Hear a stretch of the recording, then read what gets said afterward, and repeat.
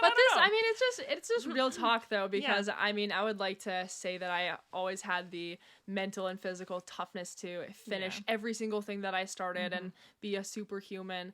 But I think Carrie and I mean, we have a track record of if things aren't feeling right and if mentally and physically one or both of us aren't in the place that we need to be, we say, okay, we'll turn around. And that was a kind of a bond, I think, and a decision that we made together.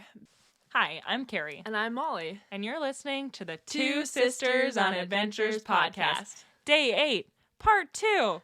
So, you're going to finally find out what we decided to do. So we sat there for a couple minutes and started baking up an insane plan. I was like, okay, I really wanted to see our aunt and uncle and some of our family that live in Sacramento. So I'm going to send a text to that aunt and say, hello, Auntie. Any chance I can come to your house tonight? It's very chaotic to be in a family with us, actually. Yeah. So thank you to all our, shout out to any aunt and uncle or friend. Or cousin. Or cousin. Or person on earth whom we have texted and said, can we stay at your house tonight? Surprise, we're in the area. I haven't gotten turned down yet. It's very true. But we thank you, and we appreciate you. We thank you very much. So I sent out a text to my aunt, and then we're like, okay, we've got to have a backup plan for if they're, like, out of town or something and we can't stop by. So we're like, well, okay, we could go up to Washington. There's this one spot that I want to go to. I've always wanted to see the fall colors there. It's very beautiful. It's kind of iconic, but it's also kind of a spot where not a lot of people go. And so we're looking up the mileage on that, looking up the hours. We're like, I think we can still make it if we stay in Sacramento. And then we're like, well, on our way there, maybe we'll stop and have dinner with our cousin and her family. And maybe we can stop and say hi to our other friend and Ben. And then we're going to continue up there. And then we're going to go from there. So then we're going to go to Salt Lake City. Were we texting Rachel at that point too? Yeah, we're texting Rachel. Rachel can and we Ben stop by like, and see hey, you? Rachel, at some point in the next 1 to 2 days, could we come to your house and say hi? And then we're like texting our cousin, any chance you want to possibly have dinner with us in a couple days? Maybe, perhaps. And then in all that furious texting, we kind of look at each other and we're like, oh, wait. Oh. Alex is going to his car. And that's our ride. And this was my moment when I was like, so I actually wasn't listening at all to anything he said about where his car was parked because I was just thinking about my own stuff. Do you know where he is? Well, what it really was is Carrie was like, yep, and we're going to be walking on the trail, and then we're going to get to the snow park. And I was like, that's what I thought. I thought it was like Carrie, a part of the trail. This is not on the trail. I was like, were you not listening to the directions? I'm like, and she's like, no. I think I was literally looking at Leavenworth on my phone at that time. Because we also, we love to go to Rudloof's Pizza und Brat in Leavenworth. And we did go there, and what we love are the calzones. Mm-hmm. But what we didn't order when we went there this last year was a pretzel with the beer cheese dip. So good. And we told each other that we would go back there and have the pretzel, and we did not. We did not. So we're trying to figure out if we could get there to get the fit pretzel. That in. Yeah. So I was on my own mini side quest. Yes. So Molly was listening. I know how to look at a map, but I didn't even totally remember exactly where the snow park was. Yeah. But fortunately, I did know that he said Echo Lake Snow Park, and we had service, so I could put it in my phone. Oh, that's nice. And that's how I found out that it was nowhere on the trail. We actually had to take a road and walk for probably almost a quarter mile. Started just like insanely throwing our stuff back in our pack because I'd taken it out. I'd thrown away all the trash in our bear can. And here we had been excited to even use the bathroom at a toilet, and we just bypass the toilet. Mm-hmm. Nope, we are hitting the trail. Yep. We are trail girls. Then I thought, what is worse than if we go like an extra half mile out of our way to the snow park and he's left? So there's like a little bit of that undercurrent of crazy panic. And undercurrent of me being like, oh, dear God, please let Alex still be there, because if he's not, like, my sister will go insane. Yeah, we also didn't. And we did. Hold on. Oh, my sister will go insane. We're gonna workshop that later. You haven't even seen me crazy yet. Insane. That would have been fine, because I decided that the true sign was if his car was gone, we're gonna do the whole trail. And we're gonna have to just find somewhere to get water. Yeah, I know. And we just figure it out because we keep figuring it out. And then we have to text everyone back like, sorry, we're not going to come to your house. I don't have a ride, Auntie. There you go. No, I just been like, so I'm going to be hiking 60 more miles and I won't be seeing you. Yeah. Anyway, So it was funny because all of a sudden we could go like 4.5, 5 miles an hour. We were flying. We zipped that last and mile, I will and say, we were going uphill. It irritated me because suddenly it was soft dirt trail in forested areas, and I started getting like, oh my goodness, I'm gonna quit. I'm not gonna do a beautiful trail all like this. It's just nice areas. I can't believe it. Which luckily I checked with Alex later, and he said it's not all that. After that, it kind of returns to its general flow. It was it was great. Yeah. And so we were like going super fast, and then I'd be like, I don't know if that's the snow park. And Molly would like run over to the parking lot and look and be like, it's not the snow park. And so eventually we finally got off of there to like an actual blacktop road, and her phone directed us to a snow park. Yeah. And we're going there, and I'm just like, oh, if there's not a pickup truck here, I'm going to be... I'm gonna go insane. What was it you called me? Completely a bit crazy. And we turned the corner, and at first I didn't see anything, and I was like, "Oh my gosh, my sister's gonna go insane." Oh my gosh. She's gonna be completely feral. But there it was. There was a pickup truck. Was a pickup. And it wasn't a pickup truck belonging to a rando. Can you imagine if it would have been some stranger? I probably would have been like, hey, man. It was a pickup truck belonging to Alex. Yes. So that was nice.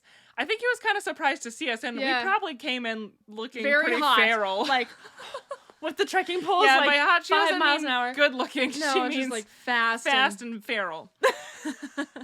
And I feel like he was so nice. He was like, oh, you guys want to charge your phone? Like, that'll be totally fine. I've got my charger right here. And I was like, Carrie, you gotta tell him. Carrie. I was like, so have you ever heard of something that's much more committing to help a stranger with that's not charging their phone? You could drive us.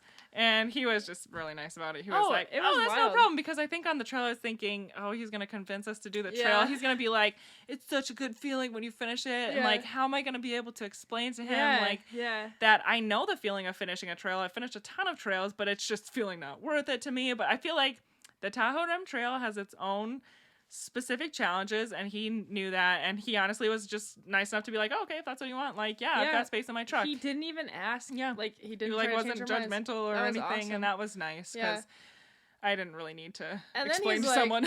Also, guys, by the way, a bear got into my truck. We were like, what? Yeah. So he has a pickup truck with a topper on the back, and he was showing us, literally, the bear had come out one side, tried to get the light off, the tail light, and couldn't. Went on the other side, actually took the tail light off, and then, like, reached inside to unlatch the back, the in gate, basically. Mm-hmm. And then it got into his truck, and, like, he showed us his beer can. He's like, yeah, this is where the bear's talon poked a hole in my beer. But he's like, but it's still good. Yeah. So that was crazy. And he said, you know, he knew something was wrong because there was all this stuff, like, scattered around the parking lot. And he saw his cooler just, like, kind of haphazardly in his car. And he figured someone must have actually, like, picked up all the stuff the bear had thrown around. Yeah. And, put it back in. So that was crazy. And then all of a sudden I was like, new fear unlocked. My Jeep has been at the trailhead for 8 days now. With plenty of food in it. And had I woken up in the middle of the night once or twice thinking about how someone could easily break into it on this trip, yes. But I had not thought about a bear scraping around. And let's rewind to me. I had thought about a bear. When we packed up, that's why I was getting like so stressed, because I remembered reading about a bear that had seen a single piece of gum and had broken into a car. So we hid everything. Yeah. Like every piece of gum, every all wrapper. The gum that we usually leave just strewn about. There was thousands of pieces of gum. We meticulously hid each piece of gum so that the bear couldn't see it. I was like, they can definitely smell all the delicious smells emanating from our car. Like little and Debbie's. I had thought about it several times, but I'd also prayed like, oh, Lord, Molly's going to really flip out if the bear is getting into her car. And so keep that from happening, please. And so anyway, then I feel like I was like, Molly seems a little stressed out about her car now. Yep, I was. Yep. So we had a ride. Yeah, so we had a ride. There was luckily a toilet there, so I got to use the bathroom. Yeah. I think I switched my shirt because we decided we were gonna eat when we got to town. Yeah. And then we started driving out. And honestly, that was a really cool spot to drive out of because we hadn't seen that area yet, not from the road, not from we'd walking never with been our there feet ever before. Yeah. And what was he playing? What was the music? Oh, Lord Huron. So it's funny because Perfect. he was like, what music do you like to listen to? And we're we're just both like, like, anything. And he put on Lord Huron. And of course, that's something I'm keeping in my mind is apparently everyone likes that. Because we're all like, oh, Lord Huron, how good. And then it was such a vibe, though. Like driving in the pickup that had been broken into with a bear. Like the windows rolled down. My hair's blowing in the wind. You know, there's mountains. We're on a pass. And it's playing Lord Huron. And I was like, wow, this is such a cool memory. And I don't know. I think it's tough to work through like the emotions of choosing not to finish. I mean, I think it'd be tough actually also too if you didn't choose not to finish and didn't finish. Oh gosh, actually, yeah. But like, you know, or if you chose to finish and it was just literally the worst 72 hours of your life. I felt very content in that moment where I was just like, you know, I think that it's all working out like how it should. We have a ride. We're gonna get taken to our car, which is actually very nice of him because it was out of his way. Totally. And it's just like good, you know? So yeah, so we went out to eat. And he said that there was some restaurant that he'd been to during a blizzard one year skiing there. He's like, I think it was like the Angry Beaver or something. Yeah. And he was looking it's for in it. Tahoe, Tahoe, which is on the Nevada South Lake side. Tahoe, and we found it, and it was the Lucky Beaver. And Carrie. I actually got an amazing burger. Yeah, it was a ghost pepper burger, and one of Carrie's things that she likes in the world is spice. Really spicy. And she can do spicy things. Yeah. And so the ghost pepper, it had like multiple skulls and like warning labels. Yeah. And Carrie's like, just like, I'd like the ghost pepper burger, please. And the waiter is like, and that's very hot, ma'am. I'm like, oh, is that what triple X spicy means? But obviously, I'm a polite lady, it was good. It was, it was warm. I could have done hotter. I have done hotter. So we had some tasty burgers, fries, etc. Good time. And then I feel like I was still overwhelmed with the fact that your car could be ripped into. No, just even that Alex was kind enough to say, yes, I can take you. And then it was like a half an hour out of his way.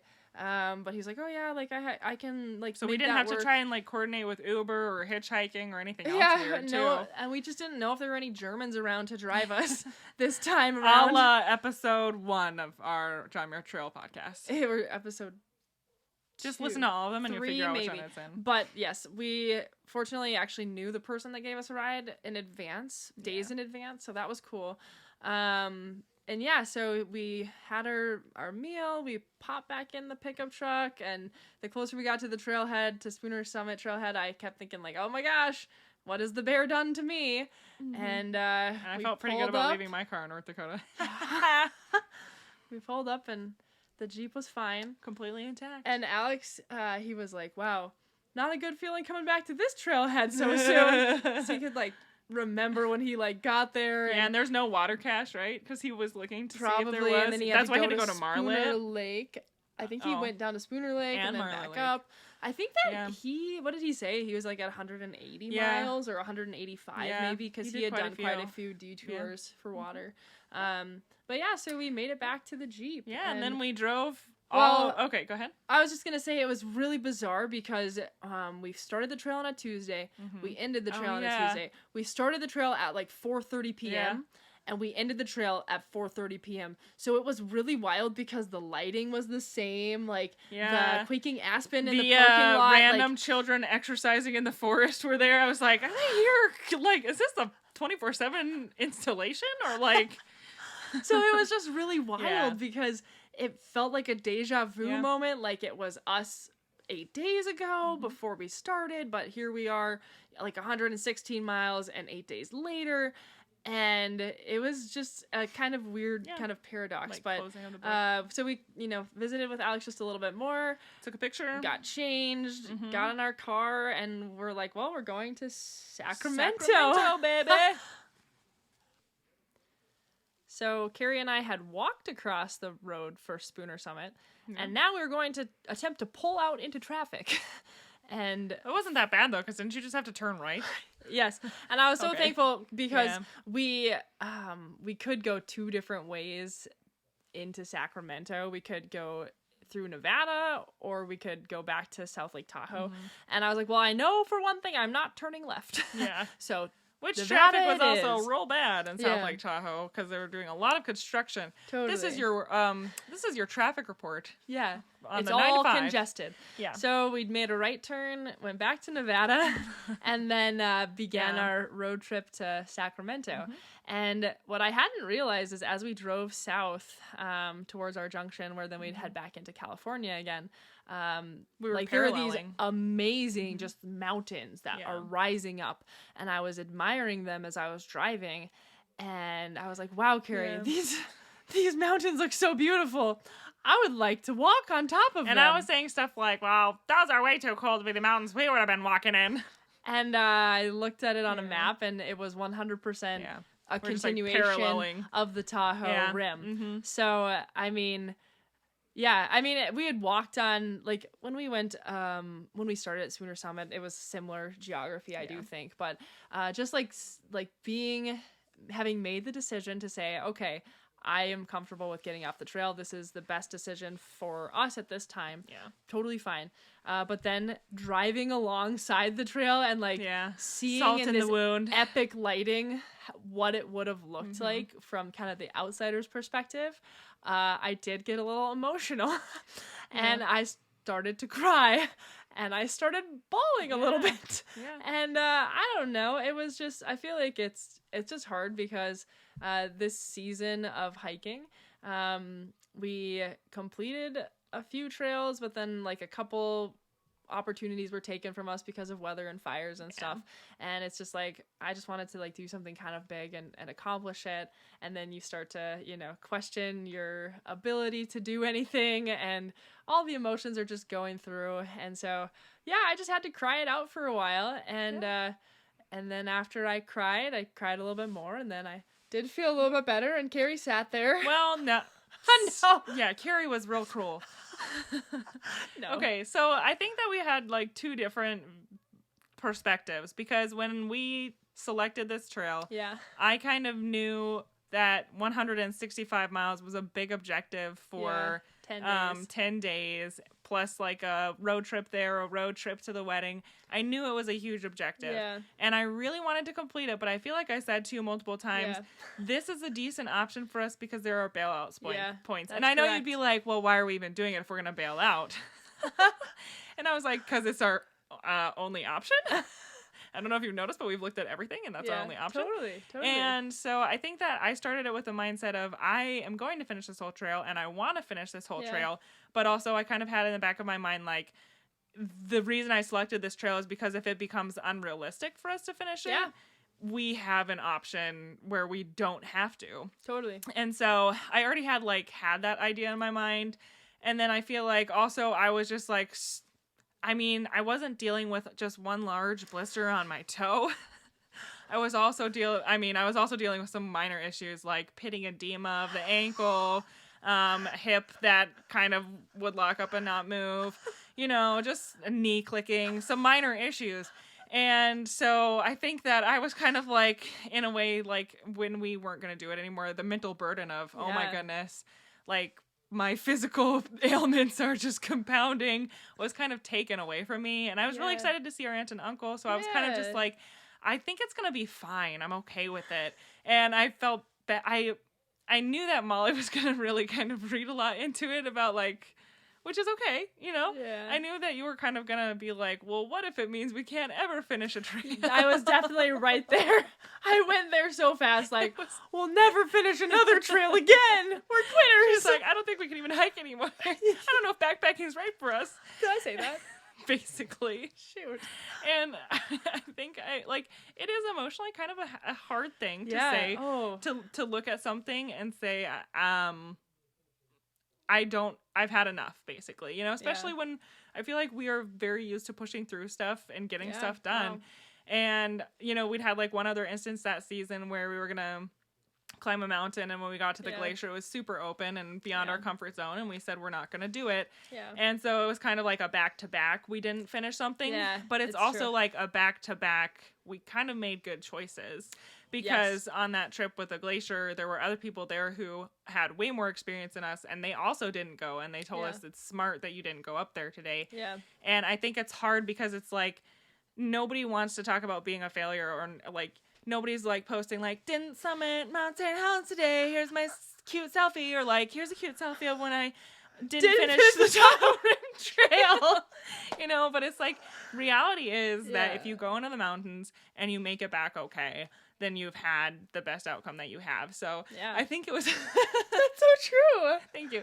So I think it was like one of those moments where it's like, it's so hard to actually, like, you can say that, you know, when you see someone who gets injured because they made a bad decision because they kept going when they shouldn't have, it's easy to say, just turn around. Yeah. But it's in the moment, it's like, I quit, I failed, versus just saying, I think I kept saying to you, in reality, we did a trail that we knew we maybe didn't have enough time to finish. We knew it was crazy, and then we found out it was 10 miles longer, which just made it crazier, you know? Mm-hmm. And also, I honestly think, you know, if there were some things about that trail that were different, maybe a little more plentiful water, or, you know... that you can't ask a trail to not be the trail that it is, you know? What? Like, had it been Disneyland and had there been like a Matterhorn ride that had taken us from one area to the next, and a turkey leg in one spot where we could then have a meal, carry food, and then we could buy some water for $10. Yeah, then it might have been different. But I think it's hard to step back and say, like, I'm proud of our decision making, especially in the moment. Like, now I would just say, yeah, I'm fine with that. I didn't finish it. I mean, I would like to have the patch that says that I did. I would like to have the shirt or whatever. Yeah. I'd like to be able to say that. But in the moment, it was not so worthwhile to say that I wanted to have crippling edema. And it wasn't and lifelong knee pain. I remember reading an Instagram post from the North Cascades National Park, and it was like, what you shouldn't bring into the mountains. And one of the things it talked about not bringing with you was summit fever. Mm-hmm. And I remember the first time I read that being like, what? You shouldn't? But basically what they talk about is that you need to keep a level head, and you need to make decisions that are smart, and always be assessing yourself, and don't ever bring a mindset with you that says, like, I have to push at all costs to accomplish this goal because it's my goal, and then put yourself or others at risk because of that. And so that was basically what I was dealing with, and it was just, it's like, well, you're tired too, right? We're tired. I'm thinking about, though, the 116 miles of the Tahoe Rim Trail that I did walk. Yeah. Right? Positive moments, negative moments, a beautiful experience in all. Yeah. And, like, that is a long distance hike. Mm-hmm. And maybe you wouldn't call, like, 116 miles long distance, but as far as, like, I don't know, in 8 days. I call that a pretty long time to be outside. Yeah. And it was a really beautiful, wonderful experience, all said and done. But there is the one, thing about finishing it, completing the entire continuous track, whatever, where that's like where my mind was fixated. So I had a lot of emotions that I had to process. And like Carrie had said, like with our choices to turn around and make good decisions earlier in the year, I didn't want it to compile into this like snowball of failure. We're like, we never do. We're like, well, we never do anything. But it's just real talk though, because I would like to say that I always had the mental and physical toughness to finish every single thing that I started and be a superhuman. But I think Carrie and I we have a track record of, if things aren't feeling right, and if mentally and physically one or both of us aren't in the place that we need to be, we say, okay, we'll turn around. And that was a kind of a bond, I think, and a decision that we made together back in 2020 in the Wallowas. Which I hope ideally we'll do a podcast series about that, so I don't want to give too much away. Some tears and self-reflection as well, but in the end it was like a very empowering experience, and years removed from it, I know it was the right decision. And when we still talk about like the Tahoe Rim Trail right now, like I still feel like a small tug in my heart, like, oh, it would have been fun to finish it, but I also can be a realist and know that what we did was totally appropriate, and what we did next was very fun. And actually the doors opened for us to have a great time and do some other things that we'll share with you, that wouldn't have happened if we would have just literally slogged on that trail for another 3 days and gotten to our car at like 5 p.m. on Friday, driven all night to this wedding, and then still had to muster the energy to dance under twinkle lights. Oh my gosh. It would have, with my edematous toes. Edemontimus. I don't know. It's not right. No, that's not the pronunciation. So next we headed to Sacramento. Okay, I just have to Oh, it was a beautiful drive. Were you going to say that? Yes. And amazing. I have to look up what highway it was. Yeah. But I don't know if I'd ever driven that specific road before. And it was just gorgeous. So like beautiful. the granite domes. There were some aspen groves. Honestly, the I felt lighting like was perfect. We were on like a ridge, I feel like. And there was like no other cars. It was just us. And it Fall was colors beautiful. A little bit. It was super pretty. Oh, and our aunt and uncle in Sacramento area. We just love hanging out with them. So they're super gracious to just be like, come on in. Oh yeah. I always feel so bad texting people day of, like, enough that I'm almost like, maybe we should just stay in my car. But people are really nice. So. Yeah, so we got to their house. We went out for dinner. Supper. We had tacos. We showered, which is a top tier thing. And the ultimate compliment, we both had changed our clothes, obviously. And I put on a little deodorant. We showed up at their doorstep, and I think our aunt, she was like, "Oh, did you shower?" And we're like, no. It's only been, I guess, only like 4 days or so at that point. Because Tahoe City. Oh, I forgot about Tahoe City already. But yeah, so that was super fun. And then that's like one of the, relationships where we can just like talk for hours. So we stayed there. And then we started heading north to Oregon. And I feel like we started doing the math and we were like, nah, it's actually looking pretty unrealistic, the whole going to Washington thing, which I'm glad I had that dream in the moment that we quit the trail so that we could have like a yay moment. But it was becoming like I don't think that's going to work. But we already still wanted to see the people that we wanted to see in Bend. Yeah, totally. And we were literally already headed north. So it was like, what are we going to do? Just start heading east all of a sudden? So then it turned into, can we stay at your house to our friend? And she said yes. So, but it was so funny because 2 for 2. We went to our cousin's house and we had dinner and there's some young kids there and they're so fun. They want to play with us, right? And so they're like, let's play the floor is lava. So like, what you do is, the song plays, you just like jump, the floor is lava. And like me at this point, my ankle is like so messed up. After riding in a car for 8 hours, it was swollen. It was like it was pitting edema. Which means, for the non-medicals, when you pushed down on my ankle on the skin where it was swollen, instead of coming back up, it just left the fingerprint. Like a dent. It was bad. Yeah. And so it was so funny because they were like, jump. Jump, like, Carrie, jump. I'm like, ah. Because I also didn't want to be like, so guys, I also recently injured myself on the Tahoe trail. Because I'm like a little prideful, apparently. I didn't want to let that slip to the 2-year-olds. And like also as we're like we're like hanging out with those cousins and it was super fun to see them and another aunt. And then as we're like making our journey, we're like texting our friend that's getting married in Salt Lake City, and because she had told us like, hey, you can come like anytime that you want. And so then that's when we like more understood like the actual like wedding plan. Yeah, like that we could just hang out. That like, we don't need to show up like right before the ceremony. We can be there for like days. A little bit longer. So we were like, that's even awesome because this is an amazing time of year to be in the Salt Lake area. And I had looked up, I have gotten really into ice cream. Yeah. And so when I do a big hike, my thing is like, I want to try new ice cream. What location really made you feel like, wow? Mallards in Bellingham. Yeah. Unbelievable ice cream. Yep. Anyway, so I already had like an ice cream place picked out. I had a croissant place picked out. I've been hiking, guys. I had a coffee place that I had in mind. And so I already had a lot on the mind for things I was excited about in Utah. But before we left Bend, we stayed at our friend Rachel's house. She's also a physical therapist, been our friend for a long time. She's done a lot of hiking with us, so she's very used to us. Like, we've spent a lot of time together. And it was so funny because I feel like she was the first person that we just like unloaded the actual like unfiltered story of the trail on, where we'd be like, and there was crying and there was pain. And I'm like showing her my ankle and she's like, that's really swollen. You need to get compression socks. Like you're some sort of a elderly person.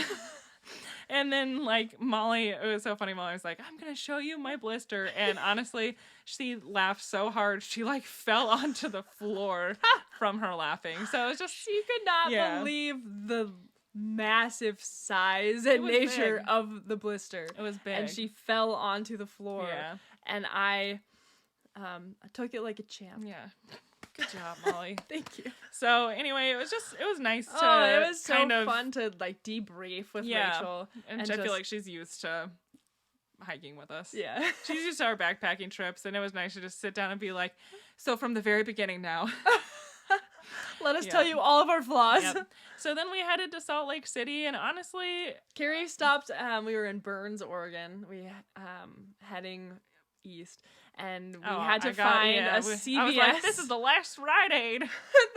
So we stopped at Rite Aid, and we had to like wander through all the aisles until we got to the compression stockings. Yeah. And we had to compare like, how many millimeters of mercury do I need? We had to compare all the compression stockings, and Carrie selected a wonderful pair. I did. And then it was right next to a grocery outlet, and so we really went wild in grocery outlet. And we got cheese, we got some cheesecake bites, we got fruit, and all these coffees. Yeah, like Lavazza lattes. Oh my gosh, so good. That's our other hack. We love to buy canned like espresso and then bring that with us, so then we don't have to buy coffee along the way, and then you always have it. But our La Colombes never fail when we cross the mountains to explode everywhere. So when you open them, you lose when you open them. Can you imagine we're like, we just keep buying. Boom, boom, boom. My entire car is just stained with coffee, but I don't care. It's such a hack. It makes so much money. It's such a hack. Oh man. But it never fails. You like pop open the La Colombe at altitude, and then you have to like shotgun out like half of it. I have to like anyway.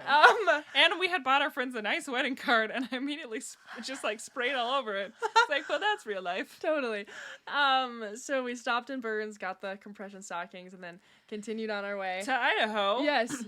When I was a younger girl, like 12, a friend of mine from Idaho told me about something called the ice cream potato. Not potato ice cream, the ice cream potato. It's a ice cream that is the shape of a potato. Yes. They roll it in cocoa powder. Yes. Then they cut it, and it looks exactly like a baked potato. And I'd wanted to try it my whole life because she had told me it was amazing. Yeah. So I was like furiously searching for the ice cream potato.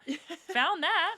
Yeah, so we had that on our trip home. Stopped in Boise. We had got an ice cream potato, and then we continued on our way, and like we had convinced ourselves that we could do this whole road trip because we were going to be cheap about it and sleep in the Jeep. Yeah.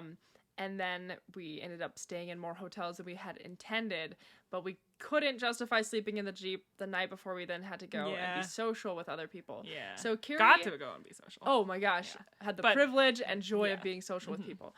And so Carrie had found like a pretty good deal. I found an unbelievable deal. It was like $80. Oh my gosh. For a Hampton Inn and Suites in Farmington, Utah. Oh I kid you not. That is an unbelievable Hampton Inn and Suites. It is so clean, and the pool unparalleled, the hot tub wonderful, and then just like all the children running around the gym, but not in the hot tub, which was I know, great. yeah. And so my favorite part, it made for good entertainment.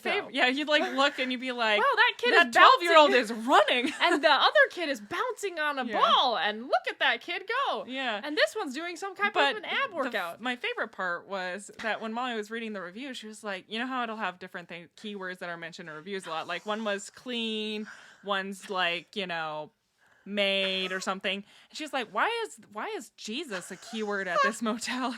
And it's because their manager there was named Jesus, and he's actually really nice. We met him in the breakfast area the next day, and I guess he just made friends with a bunch of people, so everybody would leave him in a review and be like, hey, Zeus is amazing. But it was just so funny. She's like Jesus is mentioned in 15 reviews.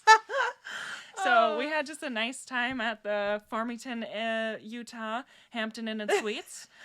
Which is across from a strange looking theme park that was not open. Oh, like a water park or something. I don't know.